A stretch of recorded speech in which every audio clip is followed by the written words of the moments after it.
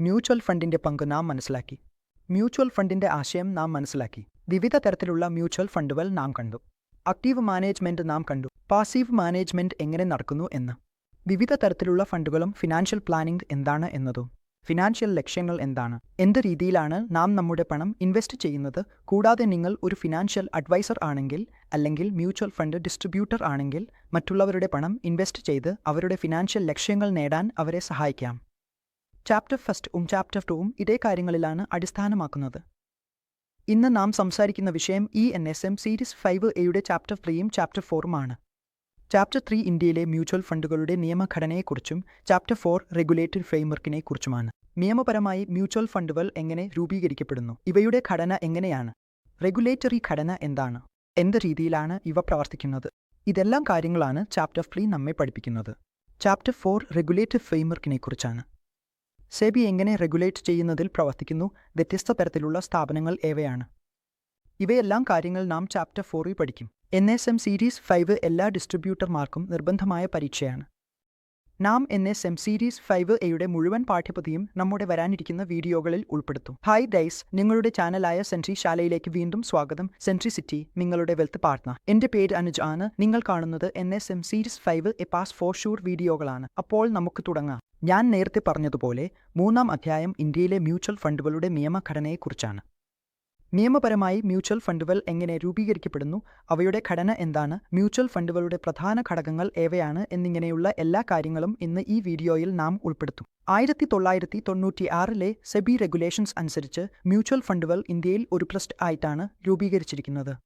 ഇന്ത്യയിൽ മ്യൂച്വൽ ഫണ്ടുകൾ ഒരു ട്രസ്റ്റിന്റെ രൂപത്തിൽ പ്രവർത്തിക്കുന്നു. ഇത് ജനങ്ങളുടെ സംരക്ഷിത നിക്ഷേപങ്ങൾ ഒന്നിച്ചു ചേർത്ത് ഏതെങ്കിലും ആസ്തി വിഭാഗത്തിൽ നിക്ഷേപിക്കുന്നു. അവർ ജനങ്ങളിൽ നിന്ന് അവരുടെ സംരക്ഷിത നിക്ഷേപങ്ങൾ ഒന്നിച്ചു ചേർത്ത് പിന്നീട് ഏതെങ്കിലും വ്യത്യസ്ത ആസ്തി വിഭാഗത്തിൽ അതിനെ നിക്ഷേപിക്കാം. ആസ്തി വിഭാഗം equity, debt, commodity, currency, gold എന്നിവയിലൊന്നായിരിക്കാം. ഏതെങ്കിലും ആസ്തി വിഭാഗത്തിലേക്ക് അവർ പോകാൻ കഴിയും. പക്ഷേ പ്രധാനമായ ഭാഗം ഇന്ത്യയിൽ മ്യൂച്വൽ ഫണ്ടുകൾ ട്രസ്റ്റുകളായി രൂപീകരിച്ചിരിക്കുന്നു എന്നതാണ്. ഞാൻ പറയുമ്പോൾ മ്യൂച്വൽ ഫണ്ടുകൾ ട്രസ്റ്റുകൾ പോലെ പ്രവർത്തിക്കുന്നു എന്ന് അവർ ട്രസ്റ്റ് ഡീഡ് 1882 ആക്ട് പ്രകാരം നിയന്ത്രിക്കപ്പെടുന്നു.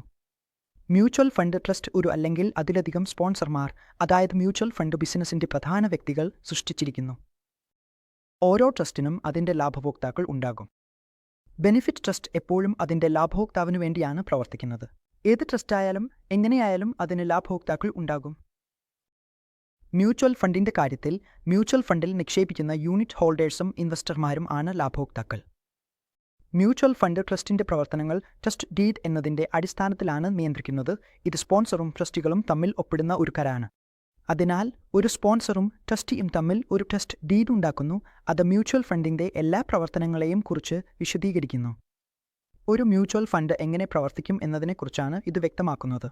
ട്രസ്റ്റ് അതിന്റെ ട്രസ്റ്റികൾക്ക് വേണ്ടി പ്രവർത്തിക്കുന്നു. ട്രസ്റ്റ് ആക്ട് വഴി അതിന്റെ ട്രസ്റ്റികൾ മുഖേന നിക്ഷേപകരുടെ താൽപ്പര്യങ്ങൾ സംരക്ഷിക്കുന്നതാണ് ട്രസ്റ്റികളുടെ പ്രധാന ഉത്തരവാദിത്വം.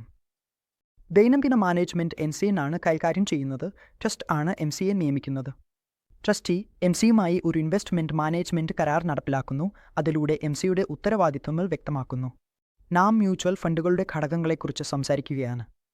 ആ ഘടകങ്ങൾ ഏവയാണ്, വിവിധ തരത്തിലുള്ള ഘടകങ്ങൾ ഏവയാണ് ചേർന്ന് മ്യൂച്വൽ ഫണ്ട് രൂപപ്പെടുന്നത്. ഏറ്റവും ആദ്യം സ്പോൺസർ. ഞാൻ മുമ്പ് പറഞ്ഞതുപോലെ സ്പോൺസർ എന്നത് മ്യൂച്വൽ ഫണ്ട് ബിസിനസിന്റെ പിന്നിലുള്ള വ്യക്തിയാണ്. അവനാണ് മ്യൂച്വൽ ഫണ്ട് ബിസിനസ് ആരംഭിക്കുന്നത്. അവൻ മ്യൂച്വൽ ഫണ്ട് ബിസിനസ് ആരംഭിക്കുന്നു. സ്പോൺസർ എന്താണ്, എങ്ങനെയാണ്, അതിന്റെ ആവശ്യകതകൾ എന്തൊക്കെയാണ് എന്നിങ്ങനെയുള്ള കാര്യങ്ങൾ നാം നോക്കാം. സ്പോൺസറിന് എല്ലാ ബിസിനസ് ഇടപാടുകളിലും നല്ല ട്രാക്ക് റെക്കോർഡും ന്യായതയും നിഷ്കളങ്കതയും ഉള്ള നല്ല പേരും ഉണ്ടായിരിക്കണം. സ്പോൺസർ കുറഞ്ഞത് 5 വർഷം ഫിനാൻഷ്യൽ സർവീസസ് മേഖലയിലോ ബിസിനസ്സിലോ പ്രവർത്തിച്ചിരിക്കണം. അവൻ കഴിഞ്ഞ 5 വർഷമായി ഫിനാൻഷ്യൽ സർവീസസ് പ്രവർത്തിച്ചിരിക്കണം. ഇന്ത്യയിലെ ഫിനാൻഷ്യൽ സർവീസിൽ അതു MCA ആയാലും ഫിനാൻഷ്യൽ സർവീസസ് ആയാലും അല്ലെങ്കിൽ മറ്റേതെങ്കിലും തരത്തിലുള്ള ബ്രോക്കിംഗ് ബിസിനസ് ആയാലും അവൻ ഫിനാൻഷ്യൽ ഇൻഡസ്ട്രിയുമായി ബന്ധപ്പെട്ടിരിക്കണം. കഴിഞ്ഞ 5 വർഷത്തിലും അവന്റെ നെറ്റ് വർത്ത് പോസിറ്റീവ് ആയിരിക്കണം. സ്പോൺസർ കഴിഞ്ഞ 5 വർഷത്തിലും ലാഭം നേടിയിരിക്കണം. കൂടാതെ സ്പോൺസർ ഒരു യോഗ്യനായ വ്യക്തിയാകണം. അങ്ങനെ ഈ ഗുണങ്ങൾ ആരിലെയും ഉണ്ടെങ്കിൽ അവൻ മ്യൂച്വൽ ഫണ്ടിന്റെ സ്പോൺസർ ആകാൻ കഴിയും. മ്യൂച്വൽ ഫണ്ട് ബിസിനസിന്റെ പിന്നിൽ ഉള്ള പ്രധാന വ്യക്തിയാണ് സ്പോൺസർ. രണ്ടാമത്തേത് ബോർഡ് ഓഫ് ട്രസ്റ്റികൾ ആണ്. ബോർഡ് ഓഫ് ട്രസ്റ്റീസ് ആരാണെന്നും അവർ എങ്ങനെ പ്രവർത്തിക്കുന്നുവെന്നും നമുക്ക് നോക്കാം. നേസൻ സീരീസ് 5A എന്ന പരീക്ഷയ്ക്ക് തയ്യാറെടുക്കാൻ വേണ്ടി നാം ഈ വീഡിയോകൾ തയ്യാറാക്കുന്നത്. ഈ വീഡിയോകളുടെ ഏക ലക്ഷ്യം നിങ്ങൾക്ക് നേസൻ സീരീസ് 5A പരീക്ഷ പാസാക്കാൻ സഹായിക്കുകയാണ്. ഇതിനായി നാം വളരെ ലളിതമായ രീതിയിൽ നിങ്ങൾക്ക് വിശദീകരിക്കും. പരീക്ഷയിൽ ആവർത്തിച്ച് ചോദിക്കുന്ന ടെൻസുകൾ സ്പർശിച്ച് നിങ്ങൾക്ക് വിശദമായി പറയും. സ്പോൺസർ ആരാണെന്ന് നാം നേരത്തെ കണ്ടു. ഇപ്പോൾ ബോർഡ് ഓഫ് ട്രസ്റ്റികളെക്കുറിച്ച് സംസാരിക്കാം. ഇതിനായി സെബി ഒരു റെഗുലേഷൻ ഉണ്ടാക്കിയിട്ടുണ്ട്. ട്രസ്റ്റി ആരാകാം, എങ്ങനെ പ്രവർത്തിക്കാം എന്നതിനെക്കുറിച്ച്. ഓരോ ട്രസ്റ്റിയും കഴിവും നിഷ്ഠയും മാന്യതയും ഉള്ള വ്യക്തിയാകണം. മോറൽ ടർപ്പിറ്റ്യൂഡ് എന്ന കുറ്റത്തിൽ കുറ്റക്കാരനാണെങ്കിൽ ആ വ്യക്തിയെ ട്രസ്റ്റിയായി നിയമിക്കാൻ കഴിയില്ല. ആർത്തിക കുറ്റത്തിൽ കുറ്റക്കാരനായി വിധിക്കപ്പെട്ടയാളെയും സെക്യൂരിറ്റി നിയമം ലംഘിച്ചയാളെയും ട്രസ്റ്റിയായി നിയമിക്കാൻ കഴിയില്ല. ഇവിടെയുള്ള പ്രധാനപ്പെട്ട കാര്യമാണ് എംസിയുടെ ഡയറക്ടർ, ഓഫീസർ അല്ലെങ്കിൽ ജീവനക്കാരിൽ ആരും മ്യൂച്വൽ ഫണ്ടിന്റെ ട്രസ്റ്റിയായി നിയമിക്കാൻ അർഹരല്ല. ഒരു മ്യൂച്വൽ ഫണ്ടിന്റെ ട്രസ്റ്റിയായിരിക്കുന്നയാൾക്ക് മറ്റൊരു മ്യൂച്വൽ ഫണ്ടിൽ ട്രസ്റ്റിയായി നിയമിക്കാനാവില്ല. ഇതും ഒരു പ്രധാനപ്പെട്ട കാര്യമാണ്. ഇവിടെ പറഞ്ഞിരിക്കുന്ന ഈ 2-3 പോയിന്റുകളിൽ നിന്നും ഒരു ചോദ്യം നിങ്ങൾക്ക് വരാൻ സാധ്യതയുണ്ട്. ഇപ്പോൾ നാം ട്രസ്റ്റിയുടെ ഉത്തരവാദിത്വങ്ങൾ എന്തൊക്കെയാണെന്ന് നോക്കാം. ട്രസ്റ്റി എംസിയുമായി ചേർന്ന് ഒരു ഇൻവെസ്റ്റ്മെന്റ് മാനേജ്മെന്റ് അഗ്രിമെന്റ് തയ്യാറാക്കുന്നു. അതിൽ എംസിയുടെ എല്ലാ പ്രവർത്തനങ്ങളും വ്യക്തമാക്കിയിരിക്കും. ട്രസ്റ്റിക്ക് അവകാശമുണ്ട് എംസിയോട് ഏതെങ്കിലും കാര്യത്തെക്കുറിച്ച് ആവശ്യമായ വിവരങ്ങൾ ചോദിക്കാൻ. ട്രസ്റ്റി ഉറപ്പാക്കുന്നു എല്ലാ സ്കീമുകളും, അതുപോലെ fund manager, compliance officer, RT ഏജന്റുകൾ, ഓഡിറ്റർമാർ തുടങ്ങിയ ബന്ധപ്പെട്ട എല്ലാ വ്യക്തികളും നിയമാനുസൃതമായി നിയമിക്കപ്പെട്ടിട്ടുണ്ടോ എന്നും എല്ലാ സംവിധാനങ്ങളും ശരിയായ രീതിയിൽ പ്രവർത്തിക്കുന്നുണ്ടോ എന്നും. അവിടെ പ്രധാന ഭാഗം എന്നാണ് നമ്മൾ പറയുന്നത് ഹാഫ്. ഇവിടെ ട്രസ്റ്റിയുടെ പ്രധാന ജോലി എന്താണെന്നാൽ യൂണിറ്റ് ഹോൾഡർമാരുടെ താൽപ്പര്യങ്ങൾ ഒരു സാഹചര്യത്തിലും ത്യജിക്കപ്പെടുതെന്ന് ഉറപ്പാക്കുന്നതാണ്. ട്രസ്റ്റികൾ അതിന് ഉത്തരവാദികളായിരിക്കും. എല്ലാ വർഷവും സെബിക്ക് റിപ്പോർട്ട് നൽകണം. സ്പോൺസറും ട്രസ്റ്റികളും കഴിഞ്ഞ് ഇനി വരുന്നത് മ്യൂച്വൽ ഫണ്ട് കമ്പനി. അതിനെ അസറ്റ് മാനേജ്മെന്റ് കമ്പനി എന്നും വിളിക്കുന്നു. ബിസിനസിന്റെ ദിനംപ്രതി മാനേജ്മെന്റ് എൻസി ആണ് കൈകാര്യം ചെയ്യുന്നത്. എൻസിയുടെ നെറ്റ് വർത്ത് കുറഞ്ഞത് 50 കോടി രൂപയാകണം. കൂടാതെ ഡയറക്ടർമാരിൽ കുറഞ്ഞത് 50% പേർ സ്വതന്ത്ര ഡയറക്ടർമാരായിരിക്കണം. അവർ സ്പോൺസറുമായി അല്ലെങ്കിൽ ഏതെങ്കിലും തരത്തിലുള്ള സബ്സിഡിയറികളുമായി അല്ലെങ്കിൽ ട്രസ്റ്റികളുമായി ബന്ധപ്പെട്ടവരായിരിക്കരുത്. 50% ഡയറക്ടർമാർ സ്വതന്ത്ര ഡയറക്ടർമാരായിരിക്കണം. അവർക്കും സ്പോൺസറുമായി യാതൊരു ബന്ധവും ഉണ്ടാകരുത്. ഇപ്പോൾ നാം എംസിയുടെ ഉത്തരവാദിത്വങ്ങളെക്കുറിച്ച് കുറച്ച് സംസാരിക്കാം. മ്യൂച്വൽ ഫണ്ടുകളുടെ പ്രവർത്തനങ്ങൾ നടത്തുന്നതിന് എംസിയാണ് ഉത്തരവാദി. മ്യൂച്വൽ ഫണ്ടിന്റെ എല്ലാ പ്രവർത്തനങ്ങളും എംസിയാണ് നടത്തുന്നത്. ആവശ്യമായ ഓഫീസുകൾ ഒരുക്കുക, അടിസ്ഥാന സൗകര്യങ്ങൾ ഒരുക്കുക, ജീവനക്കാരെ നിയമിക്കുക, ആവശ്യമായ സോഫ്റ്റ്വെയർ നൽകുക, കൈകാര്യം ചെയ്യൽ, പരസ്യങ്ങൾ, വിൽപ്പനയും പ്രൊമോഷനുകളും നടത്തുക എന്നിവയും ഉൾപ്പെടുന്നു. ഏതെങ്കിലും റെഗുലേറ്റഡ് ഫ്രെയിംവർക്കാണോ അല്ലെങ്കിൽ ഏതെങ്കിലും സേവനം നൽകേണ്ടതാണോ ആ മുഴുവൻ കാര്യവും എംസിയുടെ ഉത്തരവാദിത്വമാണ്. എംസികൾ ഉത്തരവാദിത്വപൂർവമായ നടപടികൾ സ്വീകരിക്കുകയും ആവശ്യമായ ജാഗ്രത പാലിക്കുകയും ചെയ്യണം. ഫണ്ടുകളുടെ നിക്ഷേപം ഏതെങ്കിലും സ്കീമിൽ സെബി റെഗുലേഷൻസ് ആക്ടിന്റെ വ്യവസ്ഥകൾക്ക് വിരുദ്ധമാകാതിരിക്കാൻ ഉറപ്പാക്കേണ്ടതുമാണ്. സെബി രൂപപ്പെടുത്തിയ എല്ലാ റെഗുലേഷൻ ആക്ടുകൾക്ക് കീഴിലാണ് എംസികൾ നിക്ഷേപങ്ങൾ നടത്തുന്നത്. ദിവസേന നടക്കുന്ന എല്ലാ പ്രവർത്തനങ്ങളും ആ വ്യവസ്ഥകളുടെ പരിധിക്കുള്ളിലായിരിക്കും നടത്തപ്പെടുക. എംസിയുടെ നിയമനം ട്രസ്റ്റിമാരുടെ ഭൂരിപക്ഷവും യൂണിറ്റ് ഹോൾഡർമാരിൽ 75% ചേർന്ന് റദ്ദാക്കാൻ കഴിയും. അടുത്തത് കസ്റ്റോഡിയനാണ്. കസ്റ്റോഡിയൻ ഫണ്ടിന്റെ ആസ്തികളുടെ കസ്റ്റഡിയാണ്. ഫണ്ടിനുള്ള എല്ലാ ആസ്തികളും കസ്റ്റോഡിയന്റെ കയ്യിലായിരിക്കും സൂക്ഷിക്കുന്നത്. അതിനാൽ കസ്റ്റോഡിയൻ എല്ലാ ഫണ്ടുകളെയും പരിപാലിക്കുന്നു. ഈ റോളിന്റെ ഭാഗമായാണ് കസ്റ്റോഡിയൻ വിവിധ ഫണ്ടുകളുടെ സ്കീമുകളിൽ വാങ്ങലും വിൽപ്പനയും നടക്കുന്ന ട്രാൻസാക്ഷനുകൾക്കായി സെക്യൂരിറ്റികൾ സ്വീകരിക്കുകയും നൽകുകയും ചെയ്യേണ്ടത്. എല്ലാ വാങ്ങൽ ട്രാൻസാക്ഷനുകളും വിൽപ്പന ട്രാൻസാക്ഷനുകളിൽ നിന്നുള്ള വരുമാനവും കസ്റ്റോഡിയൻ തന്നെയാണ് പ്രോസസ് ചെയ്യുന്നത്. കൂടാതെ മ്യൂച്വൽ ഫണ്ടുകളുടെ ഭാഗത്ത് നിന്ന് എല്ലാ ട്രാൻസാക്ഷനുകളും കസ്റ്റോഡിയൻ തന്നെ സെറ്റിൽ ചെയ്യുന്നു. എല്ലാ കസ്റ്റോഡിയന്മാരും സെക്ഷൻ 1996 കീഴിൽ സെബിയിൽ രജിസ്റ്റർ ചെയ്യേണ്ടതാണ്. അനുസരണ പ്രവർത്തനം. കംപ്ലയൻസ് ഫംഗ്ഷൻ എന്നത് ഉറപ്പാക്കുന്നത് എല്ലാ നിയമപരമായ ഔപചാരികതകളും പാലിക്കപ്പെട്ടിട്ടുണ്ടോ എന്നതാണ്. എംസി വഴി മ്യൂച്വൽ ഫണ്ട് പുതിയൊരു സ്കീം ലോഞ്ച് ചെയ്തിട്ടുണ്ടെങ്കിൽ സെബി ആവശ്യപ്പെട്ടിരിക്കുന്ന എല്ലാ വിവരങ്ങളും റിസ്ക് മീറ്റിൽ നിന്ന് ഇൻവെസ്റ്റ്മെന്റ് ഒബ്ജക്റ്റീവ്, ഇൻവെസ്റ്റ്മെന്റ് ഫിലോസഫി എന്നിവയിലേക്കുള്ള എല്ലാ കാര്യങ്ങളും നിയമപരമായി പരിശോധിക്കുന്നതും ഇതാണ്. കംപ്ലയൻസ് ഓഫീസർ വിവിധ നിയമാനുസൃതവും റെഗുലേറ്റഡ് വിഷയങ്ങളിലും ട്രസ്റ്റിയുമായി അടുത്ത് പ്രവർത്തിക്കുന്നു. Fund management. എൻസിയിലെ ഏറ്റവും നിർണായകമായ ജോലി ഫണ്ട് മാനേജ്മെന്റാണ്. പറയുന്നത് എന്തെന്നാൽ ഒരു മ്യൂച്വൽ ഫണ്ടിന്റെ ഫണ്ട് മാനേജ്മെന്റ് നല്ലതാണെങ്കിൽ അതിന്റെ മ്യൂച്വൽ ഫണ്ടുകളും അത്രയേറെ മികച്ചതായിരിക്കും. നിങ്ങൾ ചരിത്രം നോക്കിയാൽ കാണാം, മ്യൂച്വൽ ഫണ്ടുകളിൽ ചില ഫണ്ട് മാനേജർമാർ വ്യവസായത്തിലെ പയനിയർമാർ പോലുള്ളവർ അവരുടെ സ്കീമുകൾ വളരെ മികച്ച റിട്ടേൺ നൽകിയിട്ടുണ്ട്. വാസ്തവത്തിൽ അവർ മാർക്കറ്റിനെ വളരെ നല്ല മാർജിനിൽ ബീറ്റും ചെയ്തിട്ടുണ്ട്. ഫണ്ട് മാനേജർമാരുടെ ടീം 3 ഭാഗങ്ങളായി വിഭജിച്ചിരിക്കുന്നു: അനാലിസ്റ്റുകൾ, ഫണ്ട് മാനേജർമാർ, ഡീലർമാർ. അനാലിസ്റ്റുകളുടെ ജോലി അവർ കമ്പനിയുടെ ഓപ്പറേഷണൽ ഏരിയയിലേക്ക് പോകുകയും ടോപ്പ് മാനേജ്മെന്റിനെ കാണുകയും ചെയ്യുന്നതാണ്. അവർ മുഴുവൻ റിസർച്ച് നടത്തുകയും അതിനുശേഷം ഒരു സ്റ്റോക്ക് തിരഞ്ഞെടുക്കുകയും ചെയ്യുന്നു. ഫണ്ട് മാനേജർമാർക്കും ഇതേ ജോലി തന്നെയാണ്. അതുപോലെ ഡീലർമാർ ഓർഡറുകൾ എക്സിക്യൂട്ട് ചെയ്യുന്നതാണ്. അനാലിസ്റ്റ് വിവിധ അവസരങ്ങൾ വിശകലനം ചെയ്യുന്നു. എഞ്ചിനീയറിംഗ് സെക്യൂരിറ്റികൾ ആകാം, അല്ലെങ്കിൽ ഏതെങ്കിലും ഷെയർ ആകാം. അനാലിസ്റ്റ് തന്റെ റിപ്പോർട്ട് ഫണ്ട് മാനേജർക്ക് നൽകും. ഫണ്ട് മാനേജർ റിപ്പോർട്ട് അംഗീകരിച്ച ശേഷം ആ സ്റ്റോക്ക് എടുക്കണോ വേണ്ടയോ എന്നത് തീരുമാനിക്കുന്നത് അവസാനമായി ഫണ്ട് മാനേജറുടെ ഉത്തരവാദിത്വമാണ്. ഓപ്പറേഷൻസും കസ്റ്റമർ സർവീസ് ടീമും. മ്യൂച്വൽ ഫണ്ട് കമ്പനിയിൽ പ്രോസസ്സിംഗിനായി വരുന്ന എല്ലാ അപേക്ഷകളും, ഏതെങ്കിലും ഇൻവെസ്റ്റ്മെൻ്റായാലും അത് ഓൺലൈൻ ആയാലോ ഓഫ്ലൈൻ ആയാലോ, അവയെല്ലാം കസ്റ്റമർ സർവീസ് സിസ്റ്റം വഴി കടന്നുപോകണം. എപ്പോഴെങ്കിലും ഒരു കസ്റ്റമർ ഏതെങ്കിലും മ്യൂച്വൽ ഫണ്ട് ഓഫീസ് സന്ദർശിക്കുമ്പോൾ കസ്റ്റമർ സർവീസ് ടീമാണ് അവരെ അറ്റൻഡ് ചെയ്യുന്നത്. KYCയിൽ നിന്ന് തുടങ്ങി ഇൻവെസ്റ്റ്മെന്റ് നടത്തുന്നതുവരെ ഉള്ള എല്ലാ ജോലികളും സർവീസ് ടീം അല്ലെങ്കിൽ ഓപ്പറേഷൻസ് ടീം ചെയ്യുന്നതാണ്. അവന് KYCയെക്കുറിച്ച് വിശദീകരിക്കുക, KYCയുടെ ഡോക്യുമെന്റുകൾ കുറിച്ച് പറയുക, ഇൻവെസ്റ്റ്മെന്റിനെക്കുറിച്ച് വിവരിക്കുക, ഫോം പൂരിപ്പിക്കാൻ സഹായിക്കുക, കൂടാതെ ചെക്ക് ശരിയായ ഓർഡറിലാണോ എന്ന് പരിശോധിക്കുക എന്നിവയൊക്കെയാണ്. ഫോമിൽ ചെയ്ത എല്ലാ ഇൻവെസ്റ്റ്മെന്റുകളും ഫോമിൽ എഴുതിയിരിക്കുന്നതും അത് ഓർഡറിൽ ആണോ അല്ലയോ എന്നതും ഈ ട്രാൻസാക്ഷൻ സംബന്ധിച്ച എല്ലാ പ്രോസസ്സിംഗും സർവീസ് ടീം ചെയ്യുന്നതാണ്. Sales marketing team. ഫണ്ട് മാനേജർമാർ അവരുടെ ജോലി ചെയ്യുകയാണ്. അവർ ഒരു NFO ലോഞ്ച് ചെയ്തിട്ടുണ്ട്. അതുതന്നെയാണ് ന്യൂ ഫണ്ട് ഓഫർ എന്ന് പറയുന്നത്. ഇപ്പോൾ വരുന്നത് സെയിൽസ് ആൻഡ് മാർക്കറ്റിംഗ് ടീമിൻ്റെ കീഴിലാണ്.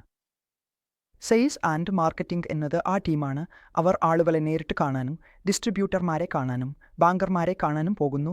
അവരുടെ സ്വന്തം NFOയെക്കുറിച്ച് അവർക്ക് വിവരങ്ങൾ നൽകുന്നു, അവരെ അപ്ഡേറ്റ് ചെയ്യുന്നു, സ്കീമിനെക്കുറിച്ചും അപ്ഡേറ്റ് ചെയ്യുന്നു, അല്ലെങ്കിൽ അവർക്ക് വേണ്ട എല്ലാ വിവരങ്ങളും നൽകുന്നു. അതിലൂടെ സ്കീമിലേക്കുള്ള അലോക്കേഷൻ കൂടുതൽ ആകാൻ സാധിക്കണം എന്നതാണ് ലക്ഷ്യം.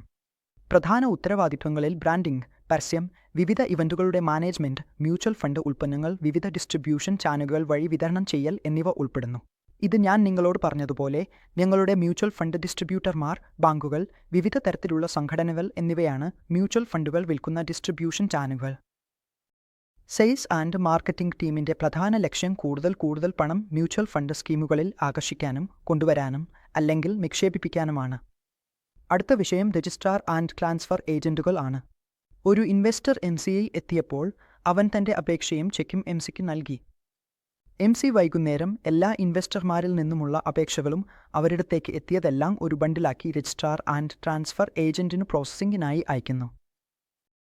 RTSന്റെ പ്രധാന ജോലി അപേക്ഷകൾ പ്രോസസ്സ് ചെയ്യുന്നതാണ്. അവർ ആ അപേക്ഷകൾ എല്ലാം പരിശോധിക്കും. എല്ലാം ക്രമത്തിലായിരിക്കണം. അവർ ചെക്ക് പരിശോധിക്കും, അപേക്ഷകൾ പരിശോധിക്കും. അതിനുശേഷം അവ പ്രോസസ്സ് ചെയ്ത് യൂണിറ്റ് അലോട്ട് ചെയ്ത് അടുത്ത അക്കൗണ്ട് സ്റ്റേറ്റ്മെന്റ് MCക്കും ഡിസ്ട്രിബ്യൂട്ടർക്കും അയക്കും. കൂടാതെ എല്ലാ ഇൻവെസ്റ്റർമാരുടെയും റെക്കോർഡുകൾ അവർ സംരക്ഷിക്കും. ഇന്ത്യയിൽ 2 രജിസ്ട്രാർസ് ആൻഡ് ട്രാൻസ്ഫർ ഏജന്റുകൾ ഉണ്ട്. ആദ്യത് ക്യാംസും കാർവിയും. ചില MCകൾ ക്യാംസുമായി പ്രവർത്തിക്കുന്നു, ചില അസറ്റ് മാനേജ്മെന്റ് കമ്പനികൾ കാർവിയുമായി പ്രവർത്തിക്കുന്നു. ഇവിടെ പ്രധാനപ്പെട്ട കാര്യം ഇതാണ്: RTA നിയമിക്കുന്നത് നിർബന്ധമല്ല. ഒരു മ്യൂച്വൽ ഫണ്ട് കമ്പനി എല്ലാ ട്രാൻസാക്ഷനുകളുടെ പ്രോസസ്സിംഗും ഇൻഹൗസായി തന്നെ നടത്താൻ കഴിയും, അതായത് സ്വയം ചെയ്യാൻ കഴിയും. പ്രോസസ്സിംഗിനായി അപേക്ഷകൾ മുന്നോട്ട് അയക്കുക, RTയിലേക്ക് അയക്കുക എന്നത് നിർബന്ധമല്ല. സെബി പറഞ്ഞിരിക്കുന്നത് ഇത് MCയുടെ തീരുമാനമാണ്. അവർക്ക് സ്വയം ചെയ്യാൻ ആഗ്രഹമുണ്ടെങ്കിൽ ചെയ്യാം, അല്ലെങ്കിൽ അവരുടെ ബിസിനസ് ഔട്ട്സോഴ്സ് ചെയ്യാനും കഴിയും. അവർ RDയെ നിയമിക്കാം. ഉദാഹരണത്തിന് ക്യാംസിനെയോ ക്യാരിയെയോ അപേക്ഷകൾ പ്രോസസ് ചെയ്യാനും നിക്ഷേപകരുടെ രേഖകൾ സംരക്ഷിക്കാനും. എല്ലാ RDകളും സെബിയിൽ രജിസ്റ്റർ ചെയ്തിരിക്കണം. വിതരണക്കാർ. മ്യൂച്വൽ ഫണ്ട് യൂണിറ്റുകൾ നിക്ഷേപകരിലേക്ക് വിൽക്കുന്നതിൽ ഡിസ്ട്രിബ്യൂട്ടർമാർ വളരെ പ്രധാനപ്പെട്ട പങ്കാണ് വഹിക്കുന്നത്. മ്യൂച്വൽ ഫണ്ട് ഡിസ്ട്രിബ്യൂട്ടർമാർ എന്നത് NSMCs 5 മ്യൂച്വൽ ഫണ്ട് ഡിസ്ട്രിബ്യൂട്ടർ പരീക്ഷ പാസാക്കിയ ശേഷം മ്യൂച്വൽ ഫണ്ടിന്റെ റാങ്ക് അപേക്ഷിക്കുന്നവരാണ്. MF രജിസ്ട്രേഷൻ നമ്പർ എന്നാണ് അതിനെ വിളിക്കുന്നത്. പിന്നീട് ആ നമ്പർ MFയിൽ നിന്ന് ലഭിക്കും. അതിനുശേഷം അവർക്ക് ബിസിനസ് നടത്തേണ്ട ഏത് NCയിലാണോ അതിൽ അവർ സ്വയം എംപാനൽ ചെയ്യുന്നു. അതിനുശേഷം അവർ മ്യൂച്വൽ ഫണ്ട് സ്കീമുകളുടെ യൂണിറ്റുകൾ വിൽക്കാൻ തുടങ്ങുന്നു. ഏതെങ്കിലും മ്യൂച്വൽ ഫണ്ട് MCയിൽ രാജ്യത്ത് 40-ലധികം MCകൾ ഉണ്ട്. അവർ എല്ലാവരോടും എംപാനൽ ചെയ്യാനും സ്വന്തം ബിസിനസ് ആരംഭിക്കാനും കഴിയും. ഇവരെ ഏതെങ്കിലും ഒരാൾ മ്യൂച്വൽ ഫണ്ട് ഡിസ്ട്രിബ്യൂട്ടർ ആകാം. അത് ബാങ്കുകൾ ആയിരിക്കാം, വ്യക്തികൾ ആയിരിക്കാം, സ്ഥാപനങ്ങൾ ആയിരിക്കാം, ബ്രോക്കിംഗ് കമ്പനി ആയിരിക്കാം. KYC രജിസ്ട്രേഷൻ ഏജൻസികൾ. മ്യൂച്വൽ ഫണ്ടിൽ ഇന്ന് നിങ്ങൾ നിക്ഷേപിക്കുകയാണെങ്കിൽ KYC വളരെ പ്രധാനമാണ്. KYC ഇല്ലാതെ നിങ്ങളുടെ നിക്ഷേപം നടത്താൻ കഴിയില്ല. ആദ്യ ഘട്ടം KYCയാണ്. നിക്ഷേപം ചെയ്യുന്നതിനു മുമ്പ് KYC നിർബന്ധമാണ്. ഇത് ഒരു തവണ മാത്രം ചെയ്യേണ്ട പ്രക്രിയയാണ്. നിങ്ങൾക്ക് KYC ഒരിക്കൽ മാത്രം ചെയ്യേണ്ടതുണ്ട്. അതിനുശേഷം നിങ്ങൾ ചെയ്യുന്ന ഓരോ നിക്ഷേപത്തിനും ഓരോ തവണയും KYC ഡോക്യുമെന്റുകൾ നൽകേണ്ടതില്ല. KYCക്ക് പാൻ കാർഡും ആധാർ കാർഡും നിർബന്ധമാണ്. ഇന്ത്യയിൽ കുറച്ച് KYC രജിസ്ട്രേഷൻ ഏജൻസികൾ ഉണ്ട്. CAMSCRA, CurvyCRA ഇവയാണ് ഇന്ത്യയിലെ KYC രജിസ്ട്രേഷൻ ഏജൻസികളുടെ ഉദാഹരണങ്ങൾ. സ്റ്റോക്ക് എക്സ്ചേഞ്ചുകളും ട്രാൻസാക്ഷൻ പ്ലാറ്റ്ഫോമുകളും. ഇന്ന് ഡിജിറ്റലൈസേഷന്റെ ലോകത്ത് മ്യൂച്വൽ ഫണ്ടുകളുടെ 90% ഇടപാടുകളും ഓൺലൈനിലാണ്. ഇന്ന് മ്യൂച്വൽ ഫണ്ടിൽ നിക്ഷേപിക്കാൻ അത്രയും സൗകര്യപ്രദമായ ഓപ്ഷനുകളുണ്ട്. സിനിമ ടിക്കറ്റ് ബുക്ക് ചെയ്യുന്നതുപോലെ എളുപ്പമാണ് ഇത്. 1 മിനിറ്റിനുള്ളിൽ തന്നെ നിങ്ങൾക്ക് നിങ്ങളുടെ SIP ആരംഭിക്കാം. ഇന്ത്യയിൽ BS ബോംബെ സ്റ്റോക്ക് എക്സ്ചേഞ്ച് യുടെ ഒരു പ്ലാറ്റ്ഫോം ഉണ്ട്. അതാണ് BS*MF. അതുപോലെ NSEയുടെയും ഒരു പ്ലാറ്റ്ഫോം ഉണ്ട്. ഈ പ്ലാറ്റ്ഫോമുകൾ ഉപയോഗിച്ച് നിക്ഷേപകരും മ്യൂച്വൽ ഫണ്ട് കമ്പനികളും മ്യൂച്വൽ ഫണ്ട് ഡിസ്ട്രിബ്യൂട്ടർമാരും ആ സോഫ്റ്റ്വെയറുകൾ ഉപയോഗിച്ച് വളരെ എളുപ്പത്തിൽ അവരുടെ നിക്ഷേപകരുടെ പണം നിക്ഷേപിക്കാൻ കഴിയും. ഈ അധ്യായത്തിലെ അവസാന വിഷയം നോക്കാം. ഇന്ത്യയിലെ മ്യൂച്വൽ ഫണ്ടുകളുടെ അസോസിയേഷൻ അഥവാ AMFIയുടെ റോളും ഫംഗ്ഷനുകളും. AMFIയുടെ ലക്ഷ്യങ്ങൾ മ്യൂച്വൽ ഫണ്ട് വ്യവസായത്തിന്റെ പ്രവർത്തന മേഖലയിലെ ഉയർന്ന പ്രൊഫഷണൽ നൈതിക മാനദണ്ഡങ്ങൾ നിർവചിക്കുകയും നിലനിർത്തുകയും ചെയ്യുന്നതാണ്. SEBIയുമായി ഇടപഴകുകയും മ്യൂച്വൽ ഫണ്ട് വ്യവസായത്തെ സംബന്ധിച്ച എല്ലാ കാര്യങ്ങളിലും SEBIയോട് പ്രതിനിധീകരിക്കുകയും ചെയ്യുക. മ്യൂച്വൽ ഫണ്ട് വ്യവസായവുമായി ബന്ധപ്പെട്ട വിഷയങ്ങളിൽ സർക്കാർ, മറ്റ് സ്ഥാപനങ്ങൾ എന്നിവയോട് പ്രതിനിധീകരിക്കുക. ഡിസ്ട്രിബ്യൂട്ടർമാരുടെ പ്രവർത്തനം നിയന്ത്രിക്കുകയും അതിൽ ശാസനാപരമായ നടപടികൾ ഉൾപ്പെടെ നടത്തുകയും ചെയ്യുക. ഏതെങ്കിലും ഡിസ്ട്രിബ്യൂട്ടർ ഏതെങ്കിലും പെരുമാറ്റച്ചട്ടം ലംഘിച്ചാൽ അതിനെതിരെ നടപടി സ്വീകരിക്കണം. AMFIയുടെ ഏറ്റവും വലിയ ജോലി നിക്ഷേപകരുടെ താൽപ്പര്യങ്ങൾ സംരക്ഷിക്കുകയാണ്. കൂടാതെ പ്രധാനപ്പെട്ട ഒരു പങ്ക് മ്യൂച്വൽ ഫണ്ട് ഡിസ്ട്രിബ്യൂട്ടർമാരുടെ രജിസ്ട്രേഷനും അവർക്കായി നിർബന്ധമായ ARN നമ്പറുകൾ അനുവദിക്കുന്നതുമാണ്. ഇവിടെ ഒരു പ്രധാനപ്പെട്ട കാര്യമാണ് AMFI ഒരു റെഗുലേറ്ററി ബോഡിയോ സ്വയം നിയന്ത്രിത സംഘടനയോ അല്ലെന്നത്. മൂന്നാമത്തെ അധ്യായം കുറച്ച് സിദ്ധാന്തപരമാണ്, പക്ഷേ അതിലെ എല്ലാ പ്രധാന പോയിന്റുകളും കീവേഡുകളും ഇതിലായിരുന്നു. നമുക്ക് നേസൺ സീരീസ് 5 മോഡ്യൂൾ ക്ലിയർ ചെയ്യാൻ മുഴുവൻ വിശദമായ വിവരങ്ങൾ ആവശ്യമില്ല. ഞാൻ നിങ്ങളോട് പറഞ്ഞ എല്ലാ പോയിന്റുകളും ഓരോ ലൈനിലെയും നിർവചനം മാത്രം മതിയാകും നേസം പരീക്ഷ ക്ലിയർ ചെയ്യാൻ. ഏതെങ്കിലും വിഷയം വളരെ വിശദമായി നിങ്ങൾക്ക് ആവശ്യമുണ്ടെങ്കിൽ, അതിനെക്കുറിച്ച് വിശദമായ ചർച്ച വേണമെങ്കിൽ നിങ്ങൾ കമന്റ് ചെയ്ത് ഞങ്ങളെ അറിയിക്കാം. നിങ്ങൾ ഞങ്ങളോട് മെസ്സേജ് അയക്കാം, വിളിക്കാനും കഴിയും. ആ വിഷയത്തിൽ ഞങ്ങൾ വിശദമായ വീഡിയോ ഉണ്ടാക്കും, നിങ്ങളുടെ അറിവ് വർദ്ധിപ്പിക്കും. ചാപ്റ്റർ 3ലെ പ്രധാന പോയിന്റുകൾ ഇതൊക്കെയായിരുന്നു ഇന്ന് നമ്മൾ കവർ ചെയ്തെല്ലാം. ഇപ്പോൾ ചാപ്റ്റർ 3ലെ ചില പ്രധാനപ്പെട്ട ചോദ്യങ്ങൾ നോക്കാം. ഇവ നേസം സീരീസ് 5ൽ പലതവണ ആവർത്തിച്ച് ചോദിക്കാറുണ്ട്. ചോദ്യം നമ്പർ 1. ഇന്ത്യയിൽ മ്യൂച്വൽ ഫണ്ടുകൾ ട്രസ്റ്റായി രൂപീകരിക്കപ്പെട്ടിരിക്കുന്നു. ട്രസ്റ്റിന്റെ ലാഭം ലഭിക്കുന്നവർ ആരാണ്?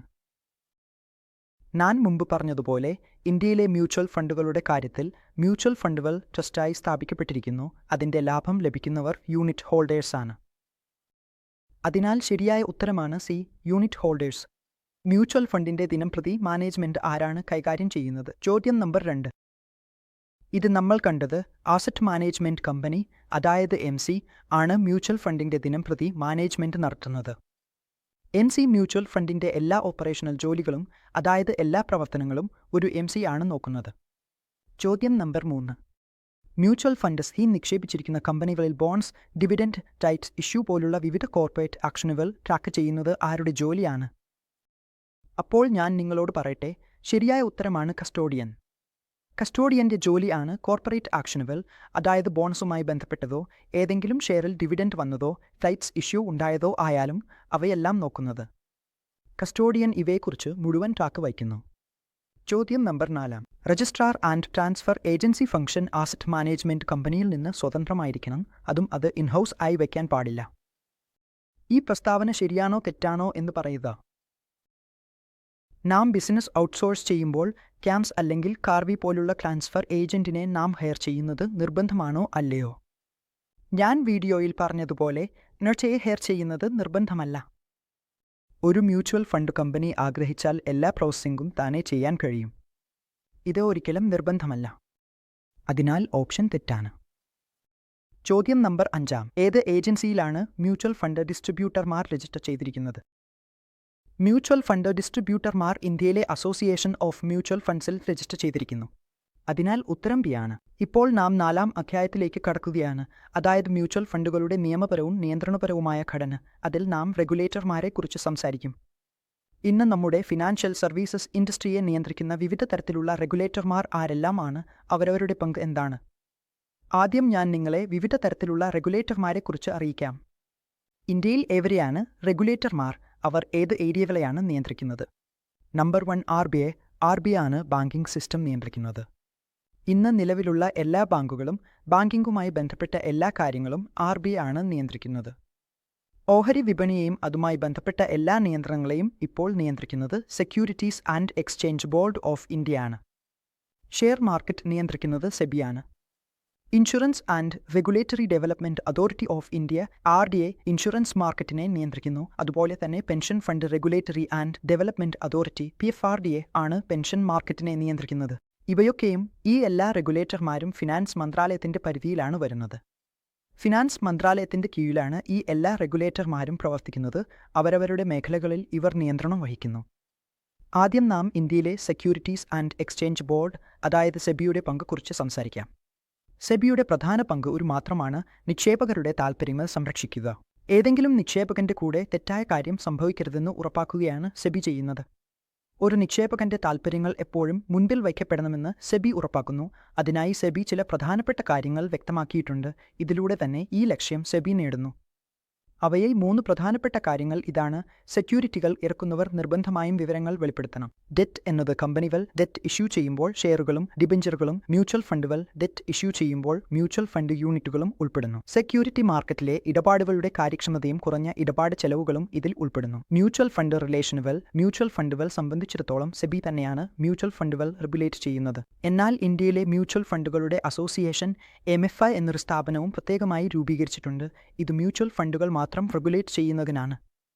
അതിനാൽ നേരിട്ടുള്ള സെയിലിംഗും ഇക്വിറ്റി മാർക്കറ്റും ഷെയർ മാർക്കറ്റും സെബി റെഗുലേറ്റ് ചെയ്യുന്നു. കൂടാതെ സെബിക്ക് മ്യൂച്വൽ ഫണ്ടുകൾക്കായി പ്രത്യേകമായൊരു വിഭാഗം ഉണ്ടാക്കുകയും അതിനെ നാം MFI എന്ന പേരിലാണ് അറിയുന്നത്.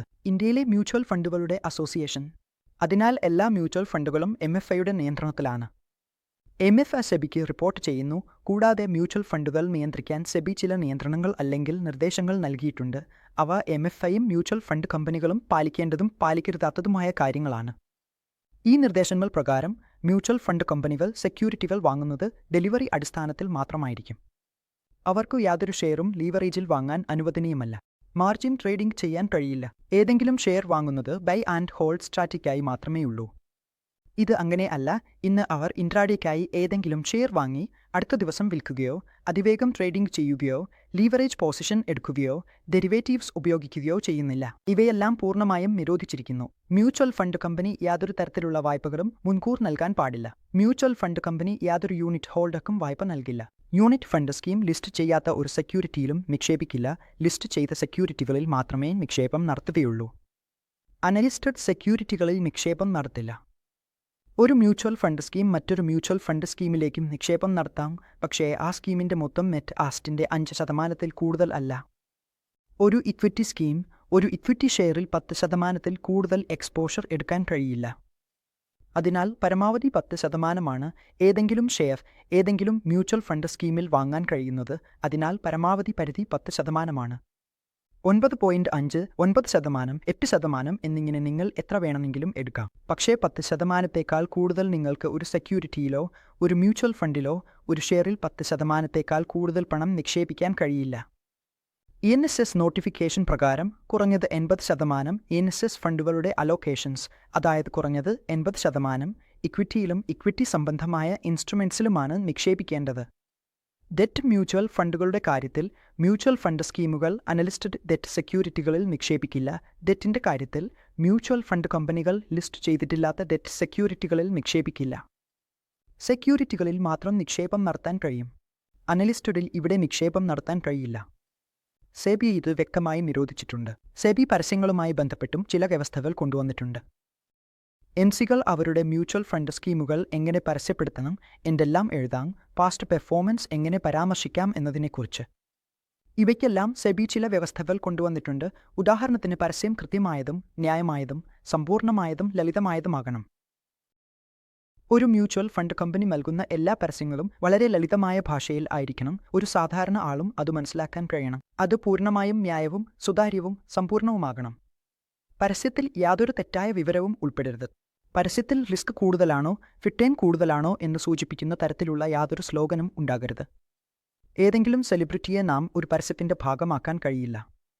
ഇപ്പോൾ നോക്കാം മ്യൂച്വൽ ഫണ്ടുകളുടെ പ്രകടനം എങ്ങനെ കാണിക്കണം എന്ന് സെബി ഇതിനു വേണ്ടി ചില മാർഗനിർദ്ദേശങ്ങളും നൽകിയിട്ടുണ്ട്.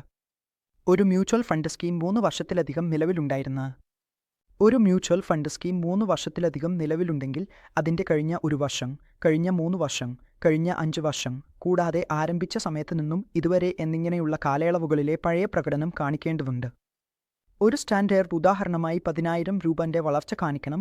അതായത് നിങ്ങളുടെ സ്കീമിൽ 10,000 രൂപ നിക്ഷേപിച്ചാൽ എങ്ങനെ അത് വളർന്നു, 1 വർഷത്തിൽ എത്ര വളർന്നു, 3 വർഷത്തിൽ എത്ര വളർന്നു, 5 വർഷത്തിൽ എത്ര വളർന്നു എന്നിങ്ങനെ.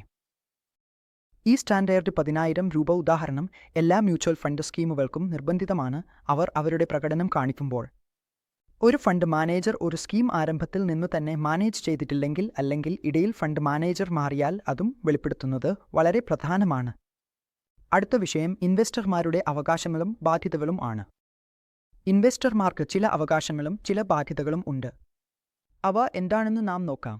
ആദ്യത്തേത് ബെനിഫിഷ്യൽ ഉടമസ്ഥതയിലേക്കുള്ള അവകാശമാണ്. യൂണിറ്റ് ഹോൾഡർമാർക്ക് സ്കീമിന്റെ ആസ്തികളിലേക്കുള്ള ഉടമസ്ഥതയിൽ അനുപാതിക അവകാശമുണ്ട്. ഇൻവെസ്റ്റർമാർക്ക് യൂണിറ്റ് സർട്ടിഫിക്കറ്റ് ആവശ്യപ്പെടാൻ കഴിയും. യൂണിറ്റ് ഹോൾഡർമാർക്ക് അവരുടെ യൂണിറ്റ് സർട്ടിഫിക്കറ്റ് ആവശ്യപ്പെടാനും കൂടാതെ അവർക്ക് യൂണിറ്റുകൾ ഡിമാറ്റ് രൂപത്തിൽ സ്വീകരിക്കാൻ ആഗ്രഹമുണ്ടെങ്കിൽ അവരുടെ ഡിമാറ്റ് അക്കൗണ്ടിന്റെ വിശദാംശങ്ങൾ പങ്കുവച്ച് യൂണിറ്റുകൾ ഡിമാറ്റ് അക്കൗണ്ടിലേക്കും മാറ്റാം. ഡിസ്ട്രിബ്യൂട്ടറെ മാറ്റാനുള്ള അവകാശം. ഒരു ഇൻവെസ്റ്റർക്ക് തന്റെ ഡിസ്ട്രിബ്യൂട്ടറെ ഏത് സമയത്തും മാറ്റാനുള്ള അവകാശമുണ്ട്. മറ്റൊരു കാര്യം, ഒരു MC മ്യൂച്വൽ ഫണ്ട് കമ്പനിക്ക് ഡിസ്ട്രിബ്യൂട്ടറെ അറിയിക്കേണ്ടതില്ല ഇൻവെസ്റ്റർ ഡിസ്ട്രിബ്യൂട്ടറെ മാറ്റിയതായി. അവൻ വെറും റിട്ടേൺ അപേക്ഷ മാത്രം നൽകേണ്ടതുണ്ട്. അടുത്ത അവകാശം ഡോക്യുമെന്റുകൾ പരിശോധിക്കാനുള്ള അവകാശമാണ്. ഒരു ഇൻവെസ്റ്റർക്ക് MCയുടെ ഡോക്യുമെന്റുകൾ കാണാനുള്ള അവകാശമുണ്ട്. Trust deed, investment management agreement, custodian agreement, RT agreement, MCയുടെ ആർട്ടിക്കിൾസ് ഓഫ് അസോസിയേഷൻ തുടങ്ങിയ എല്ലാ ഡോക്യുമെന്റുകളും. ഈ എല്ലാ ഡോക്യുമെന്റുകളും ഒരു ഇൻവെസ്റ്റർ പരിശോധിക്കാം. അടുത്ത അവകാശം നോമിനികളെ നിയമിക്കാനുള്ള അവകാശമാണ്. ഒരു ഇൻവെസ്റ്റർ 3 നോമിനികളെ നിയമിക്കാം. ഓരോ നോമിനിക്കും എത്ര ശതമാനം നൽകണമെന്ന് വ്യക്തമാക്കാനും കഴിയും. എന്നാൽ ശതമാനം വ്യക്തമാക്കിയിട്ടില്ലെങ്കിൽ മൂവർക്കും സമാനമായ രീതിയിൽ പങ്കു നൽകും. അടുത്ത അവകാശം മ്യൂച്വൽ ഫണ്ട് യൂണിറ്റുകൾ പ്ലെഡ്ജ് ചെയ്യാനുള്ള അവകാശമാണ്. ഒരു ഇൻവെസ്റ്റർ തന്റെ യൂണിറ്റുകൾ ഏതെങ്കിലും ഫിനാൻസർക്ക് പ്ലെഡ്ജ് ചെയ്യാം, ഏതെങ്കിലും ബാങ്കിന് പ്ലെഡ്ജ് ചെയ്യാം, ഏതെങ്കിലും NBFCക്ക് പ്ലെഡ്ജ് ചെയ്യാം. അതിന്റെ എതിരായി ലോൺ എടുക്കാനും കഴിയും. ഏത് മ്യൂച്വൽ ഫണ്ട് സ്കീമിൽ എത്ര ലോൺ ലഭിക്കും എന്നത് ഫിനാൻസറിനെ ആശ്രയിച്ചിരിക്കും. സെബി മ്യൂച്വൽ ഫണ്ട് ഇൻവെസ്റ്റർമാർക്കും സാധാരണ ഇൻവെസ്റ്റർമാർക്കും വേണ്ടി ഒരു പരാതി നിവാരണ സംവിധാനം കൂടി ഒരുക്കിയിട്ടുണ്ട്.